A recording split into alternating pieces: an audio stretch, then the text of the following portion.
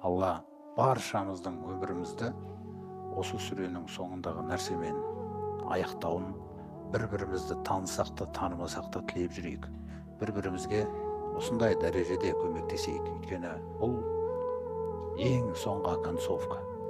Егер біз өмірден осы сөзбен шықсақ, маған бәрібір, мына дүниеде кім не деп жатыр, менде дүние болды ма, болған жоқ па, біреулер менсінді ма, газетке шығарды ма, шығармады ма деген ең маңызды нәрсе. Алламен тыныштық табу осы өмірде ең маңызды нәрсе ол. Алла не ойлайды? Міне, қонақ келді үйіңе, қонақты көрме. Бағана айттық, Алла төрде, жүрегің төрінде. Раббым болды.